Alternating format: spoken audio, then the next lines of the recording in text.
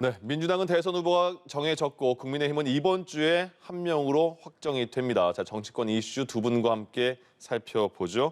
한상희 가천대 교수, 최수영 시사평론가 두 분 모셨습니다. 어서 오십시오. 안녕하십니까? 예, 먼저 민주당 이재명 후보부터 살펴보겠는데 정책을 이제 하나하나씩 대권 후보니까 내지 않겠습니까? 보면 기본소득은 지금까지 계속 얘기를 해왔고 거기에 재난지원금 1인당 최소 100만 원을 지급해야겠다 이렇게 액수까지 제시를 했습니다. 어떻게 보세요? 재난지원금이 기본소득하고는 좀 다른 거고요. 네. 연간 100만 원 정도는 지급했어야 하지 않느냐라고 이야기를 한 거죠. 지금 너무 적었다. 한 50만 원 나갔을 거예요. 여태까지. 예. 그러니까 한 50만 원 정도는 더 나가야 되지 않겠느냐라는 얘기를 한 건데, 뭐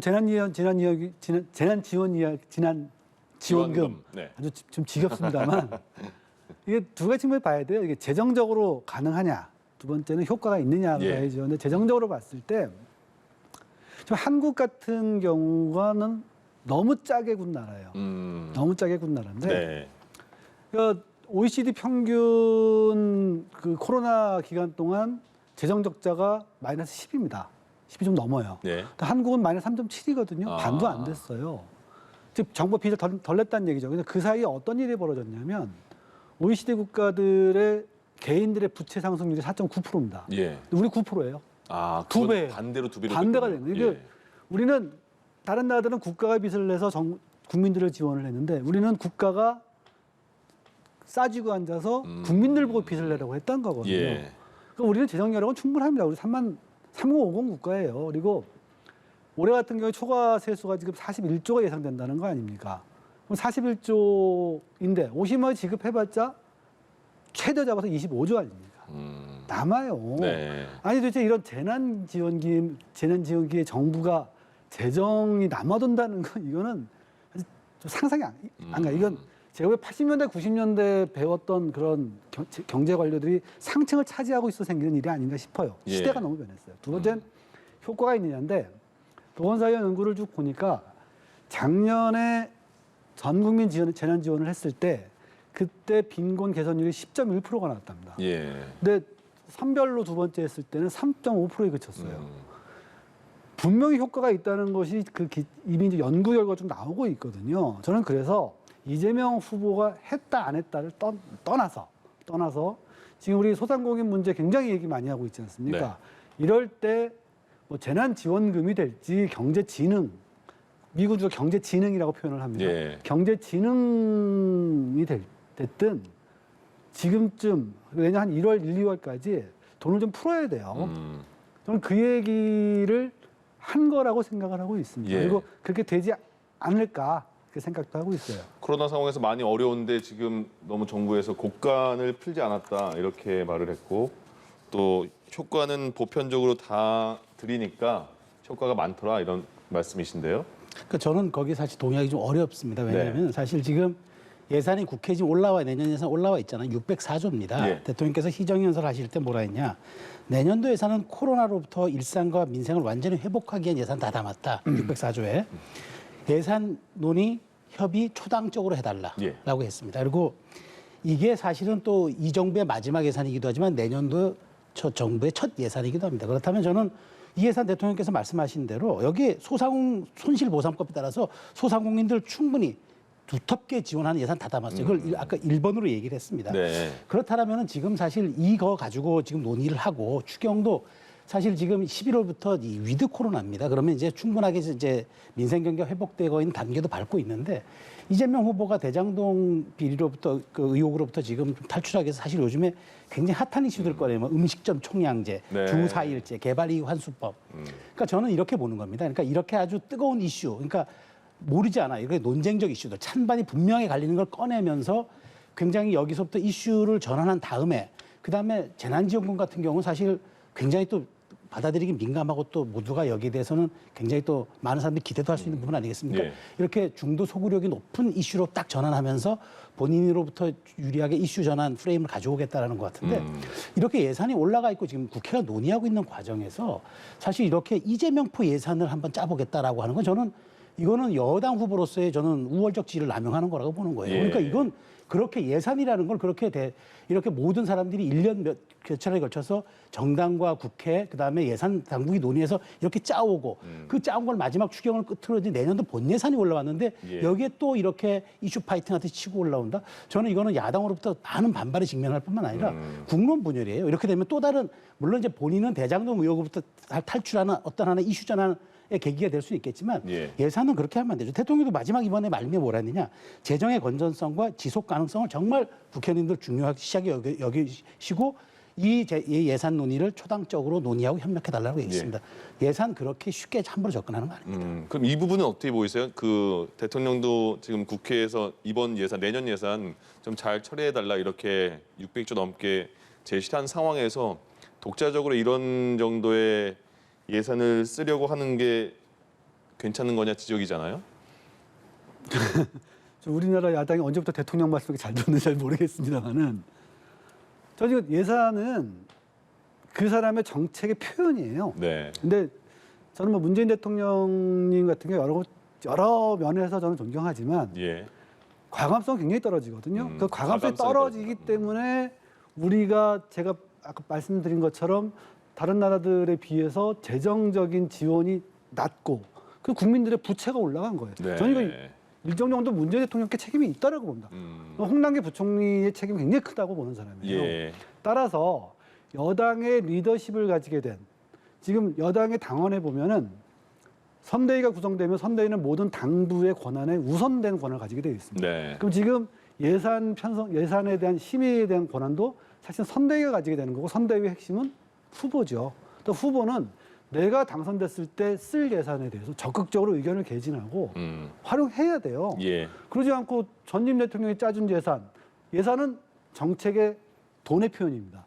그것만 할 거면 대통령 뭐하러 갑니까? 그냥 문재인 대통령 계속 하시라고 하면 되죠. 예. 저는 그런 부분에 대해서 이렇게 이재명 후보뿐만이 아니라 윤석열 후보나 11월 날 뽑힐 거 아니에요? 예. 홍 후보나 홍준표입니다. 홍준표 후보나 안 돼요. 그분들도 예. 내년 예산에 대해서 적극적으로 말씀을 하셔야 돼요. 지금 예산 어차피 예산 국회하고 지금 맞물려 있지 않습니까? 예. 그러면 예산을 갖다가 증액하거든 뭐 감액하든 예산 편성을 갖다가 좀 바꾸든 내가 이끌고 나갈 나라가 이런 나라다라고 보여줄 수 있는 그런 식의 좀 적극적 자세가 필요하지 않은가? 저는 그렇게 봅니다. 당장 국민의힘에서는 금권 선거라는 표현도 나왔습니다. 그러니까 지금 말씀에 100% 동의하더라도 그러니까 일부러 어떤 예산안의 강론에 대해서는 지도자의 철학이 예산으로 나타난다? 맞아요. 네. 그러니까 거기에 대해서 조정할 수 있고 감액 증액할 수 있으나 추경을 5차례 편성하고 또 편성하자 11월, 12월 사이에 저는 그것은 본인이 여당 후보이긴 맞지만 여당 후보라 지금의 예산보다 더 쓰라는 그렇게 지위와 권한이 주어진 게 없습니다. 아직까지 주권자로부터 위탁받지 않았어요, 그 권한을. 그렇다면 지금의 정부 여당은 문재인 정부 여당이고 네. 5차례 재난지원금 지원한 건 정부 여당이 그렇게 한 겁니다. 야당과 협의해서. 그런데 거기서 또 하겠다. 그거는 본인이 이것을 철저하게 선거에 이용하겠다는 것 예산 다름 아니에요. 본인이 예산의 철학을 반영하려면 대통령이 된 다음에 해야죠. 예. 그게 온당한 거지. 아직 주권자로부터 위임받은 권력도 아닌데 왜 위임받은 행세를 하려고 합니까? 이건 말이 안 되고 그렇다면 지금 뭐 야당 후보가 그렇게 된 다음에 그렇게 개진해도 된다는데 개진해도 됩니다. 개진이지 편성하라는 얘기는 아닌 거죠.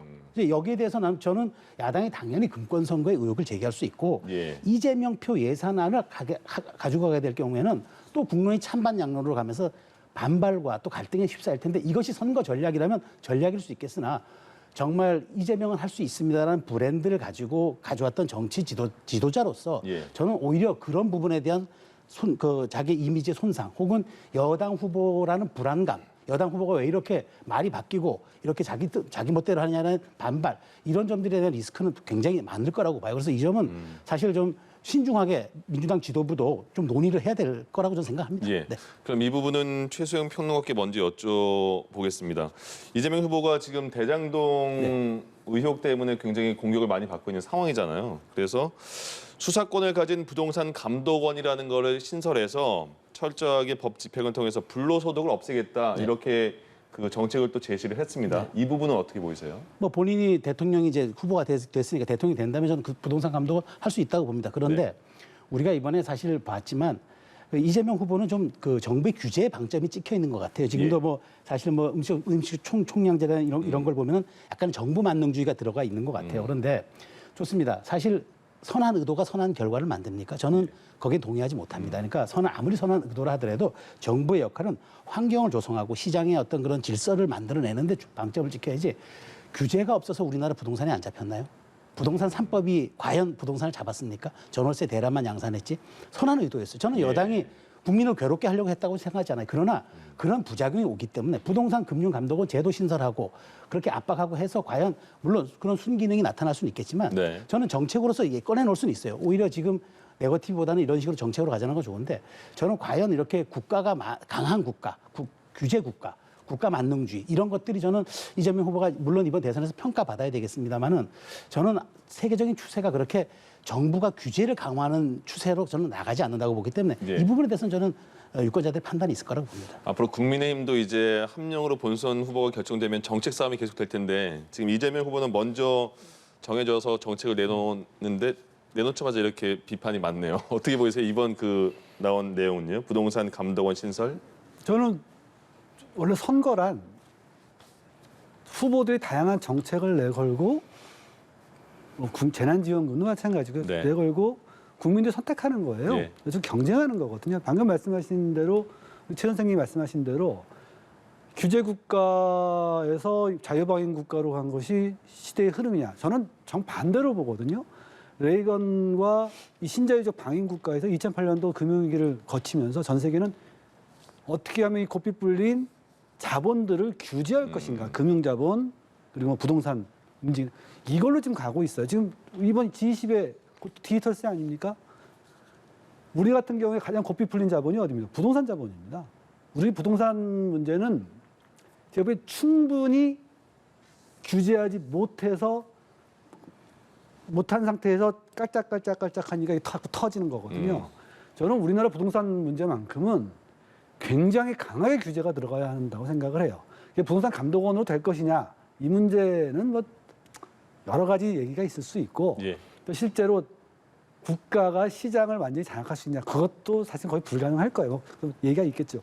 그럼에도 불구하고 이런 변화의 문제, 뭐 아까 음식총량제 말씀을 주셨는데 뭐 가능하기 좀 어려울 거예요. 하지만 장벽을 좀 세워서 들어오기 힘들게 하겠다, 어렵게 하겠다. 제기해 볼 수 있는 변화의 논리예요. 이 선거는 이 변화의 논리가 서로 싸워야 되는 겁니다. 과거만 비판해가지고 이게 좀 긍정적인 선거가 될 수가 없어요. 그래서 저는 후보들이 욕을 먹더라도 자꾸 그 변화에 대한 얘기 자꾸 던졌으면 좋겠어요. 그 경쟁 끝에 국민이 나는 이쪽 변화를 선택하겠다 되면 그 5년을 가는 겁니다. 예. 이런 부분에서는 이재명 후보가 요새 막 좀 세게 던지시는 거 있잖아요. 저 되게 좋다고 봐요. 그래서 우리 국민의힘 후보도 결정이 되시면 지금 홍준표 후보 같은 경우에 뭐 수능 돌아가겠다 뭐 막 던지시지 않습니까? 저 이런 것들 좀 경쟁 붙어가지고 아 이번 선거는 좀 그렇게 좀 갔으면 좋겠다. 변화를 누가 선점하고 누가 더 국민들에게 맞는 변화를 이 시대에 얘기했느냐 가지고 선거를 치렀으면 정말 좋겠다는 생각이 듭니다. 알겠습니다. 민주당은 이제 그 이재명 후보 선대위가 이제 내일 모레 대규모로 꾸려진다고 해요. 그러니까 그 당내 한 170명 가까운 의원들은 다 네. 참석을 하고 공동 선대위원장도 각 후보들에 있는 그 경쟁 후보들도 다 영입을 했고요. 후원 회장들도 내일 모레 다 같이 후보들 각 그 경선 후보들의 후원 회장들이 다 또 모인다면서요. 네. 그러면 또 원팀으로 가는 또 하나의 또 확실한 계기가 될까요? 저 후원회장들이 모이는 거 처음 봤어요. 처음 봤는데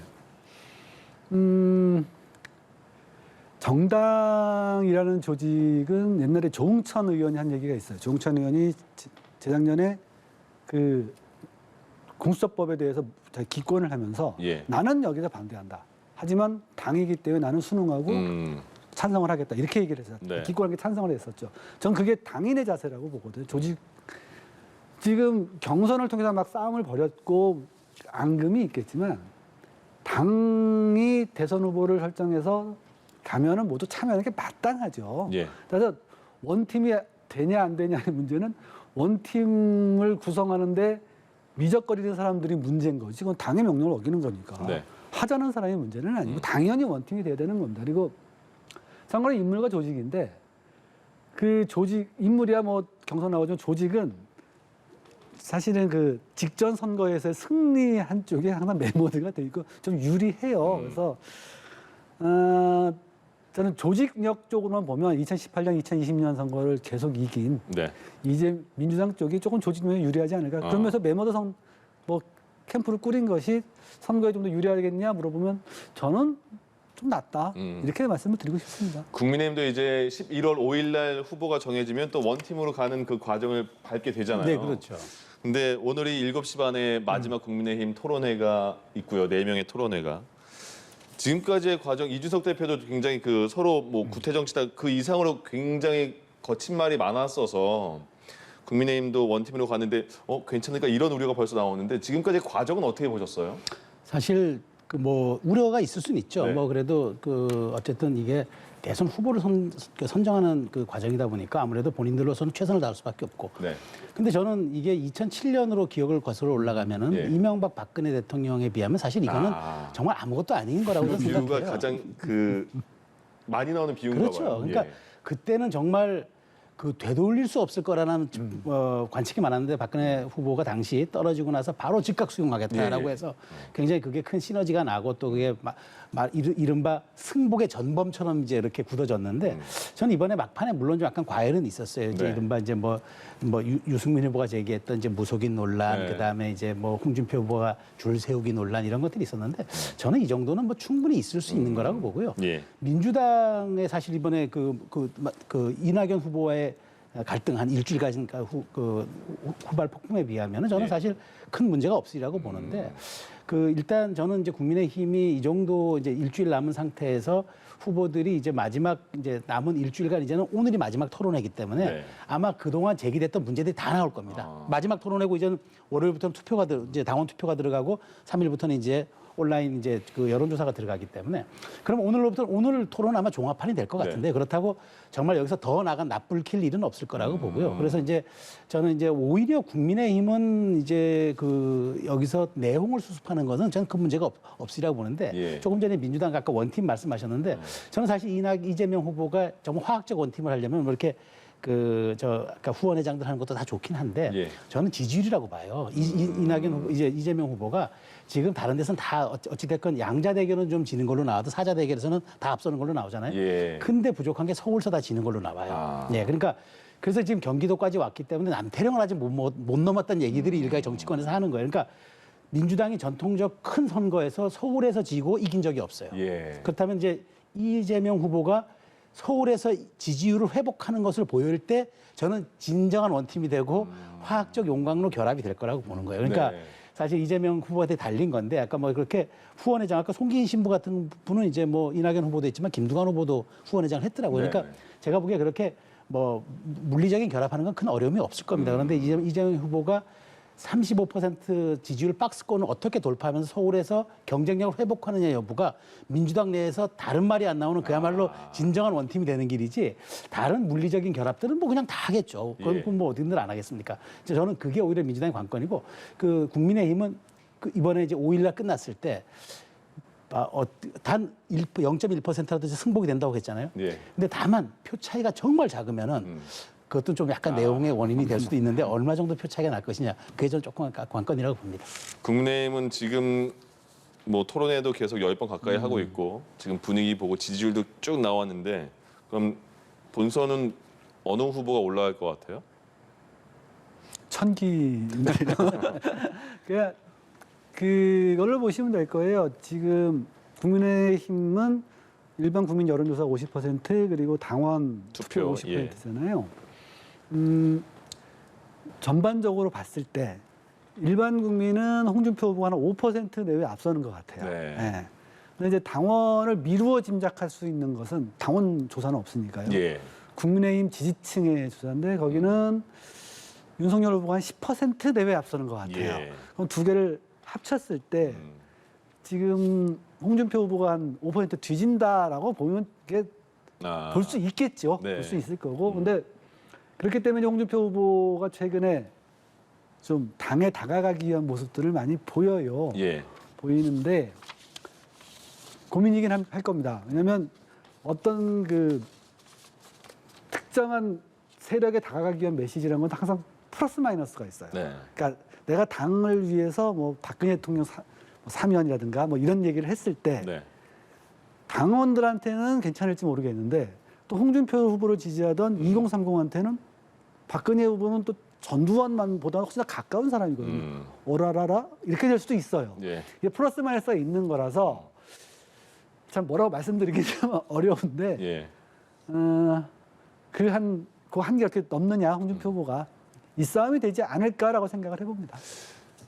이준석 당 대표가 된 이후에 굉장히 많이 그 당원들이 들어왔다면서요. 네. 그래서 당심이 어떻게 움직일 것인가 관건인데 그래서 홍준표 지금 말씀하신 것처럼 홍준표 후보가 박근혜 전 대통령 출당시킨 거에 대해서 사과도 하고 이렇게 얘기를 했더라고요. 네, 네, 그런데 이런 부분이 지금 늘어난 당원들의 마음을 얻는 데 좀 도움이 될까요?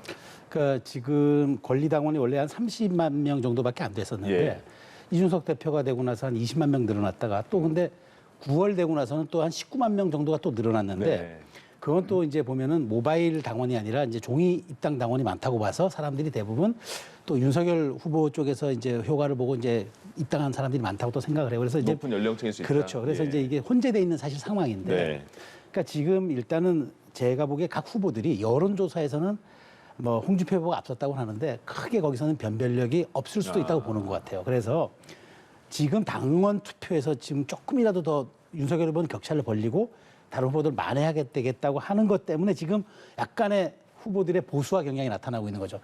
유승민 후보 지금 대구가 있죠. 네네. 그다음에 홍준표 후보 뭐 공수처 해체하겠다, 뭐 대통령 사면 중임하겠다, 보수층의 소구력 강한 이슈들을 꺼내놓고 있어요. 뭐 대통령 전 대통령에 대한 탄핵, 그러니까 이제 사면 문제라든지 네. 윤석열 후보도 마찬가지고. 사면은 바로 한다고 했죠. 그렇죠. 그러니까 예.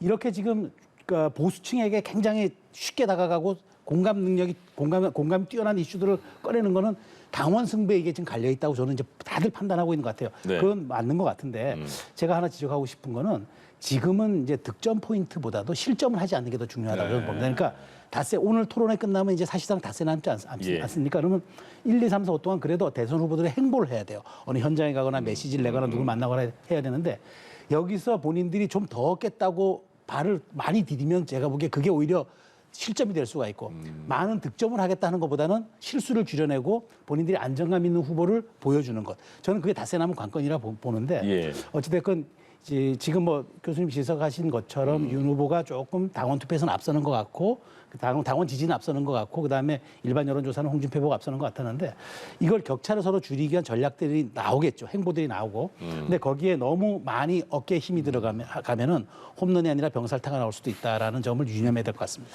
국민의당 안철수 대표가 내일 대선 출마를 선언한대요. 근데 지금 미리 나오는 여론조사 보면 한 5% 내외로 나오잖아요. 그래서 출마 선언하기 전부터 야권 단일화 얘기가 나오고 있고 안철수 대표의 역할이 굉장히 그 지지율의 역할이 되게 클 것이다 이런 얘기가 나오거든요. 어떻게 전망하세요? 좀 강산 10년 변하는 게 무섭다는 생각이 우선 네. 들고요. 안철수 후보의 지지층은 좀 독특해요. 그러니까 그 지난 대선을 기준으로 한번 조사를 한번 해보니까 민주당과 국민의힘 그때는 그 새누리당이었죠. 여기 지지층은 투표 상향이 한 0.9가 나옵니다. 그러니까 10명이 내가 지지한다고 해서 9명 투표장을 가요. 근데 안철수 후보 그러니까 0.58이 나왔어요. 네. 그러니까 60% 정도만 투표장에 가는 거예요. 네. 그래서 안철수 후보는 항상 그 지지율보다 득표율이 낮아요. 그런 특성이 있어서 지금 제가 갤럽 보니까 7, 8% 나오는 것 같아요. 그러면은 말씀하신 대로 이제 5% 정도의 실득표율을 가지고 있는 겁니다. 근데 문제는 여기에 전략적 투표 현상이라는 게 있는데 그거는 결국 선거를 가면 내가 이 사람을 제일 좋아하더라도 떨어질 것 같으면 될 만한 두 번째 좋아하는 후보 투표하는 성향이 전략 투표 성향입니다. 근데 안철수 후보 같은 경우에는 그게 양당으로 갈려요. 또 독특해요. 이순희 후보가 양당으로 갈려요. 예. 민주당 좋아하는 사람 반, 안철수 좋아하는 분들 예. 반. 근데 다만 그동안 보수가 좀 오래되었기 때문에 아마 요건 좀 달라졌을 비율은 달라졌을 거예요. 제가 안철수 후보를 단일화를 얻었을 때 얻을 수 있는 이유는 아마 한 1, 2%? 그래서 아마 무용론이 나오기도 하는 모양입니다. 네. 내년 대선을 생각을 해보면 정말 1, 2% 차로 어떻게 될지 모르는 상황이잖아요. 그래서 분명히 안철수 후보가 단일화를 갖다가 아주 산뜻하게 해주는 게 제일 좋을 텐데 예. 그런 도로 잘 단일화를 잘 하려고 하는 그런 것이 반드시 있으리라고 봅니다. 야당은 반드시 있으리라고 봐요. 예. 그 제가 여기서 한 말씀 네네. 드려볼까요? 왜 11월 1일일까를 저도 고민을 해봤어요. 그쵸. 11월 1일이잖아요. 예. 그거는 이제 국민의힘 후보가 발표되는 그 주 아닙니까? 그리고 지금 이재명 후보가 여권의 후보로 확정된 지 3주가 지났잖아요. 네. 뭘 의미하냐면 지금 사실 지금 비호감의 대선이라는 말을 많이 하지 않습니까? 각 후보들의 비호감도가 워낙 높아서 누구 뭐 윤석열 후보든 홍준표 후보든 뭐 이재명 후보든 비호감도가 너무 높아요. 예. 그러다 보니까 지금 대선 5개월 전에 갤럽 조사에 따르면 지금 부동층이 25, 30% 육박하는 이런 전례가 없다는 거예요. 예. 그러니까 제가 보기 그 틈새를 본 것 같고요. 그다음에 충분히 지금 삼지대에 지금 영향력이 있을 수 있는 타이밍이 왔어요. 그럼 뭐 김동연 부총리도 좀 밖에 있고. 그래서 네. 저는 이 안철수 후보가 지금 이제 5일간의 캠페인을 어떻게 잘 펼쳐내느냐. 국민의힘 후보 선정될 때까지. 그다음에 11월 달을 어떻게 잘 이끌어가서 자기의 출마 명분이라는 걸 이끌어가서 동력을 만들어서 11월까지 지지율을 2자릿수까지만 끌어올린다면 저는 상당 부분 그때는 정치 지형이 달라질 거로 봅니다. 그러니까 예. 왜냐하면 워낙 지금 많은 사람들이 아직도 4개월밖에 채 안 남아도 마음에 그게 어떤 마음에 정리를 못 하고 있기 때문에 이 틈새가 있어서 안 대표가 1월간의 지지율을 2자릿수까지만 끌어올린다면 저는 또 다른 지형으로 뭐 단일화 국면이든 아니면 예. 사자 대결 국면이든 또 다른 국면으로 진행될 수 있어서 11월 1일 타이밍을 택한 게 굉장히 정무적으로 많이 판단하고 고민했던 흔적이 있지 않나 저는 그렇게 생각합니다. 그렇군요. 네. 내일 출마 선언 있으니까 어떤 내용을 또 메시지를 전할지 한번 같이 보겠습니다. 한상익 가천대 교수 최수영 시사평론가 두 분과 함께했습니다. 고맙습니다. 감사합니다.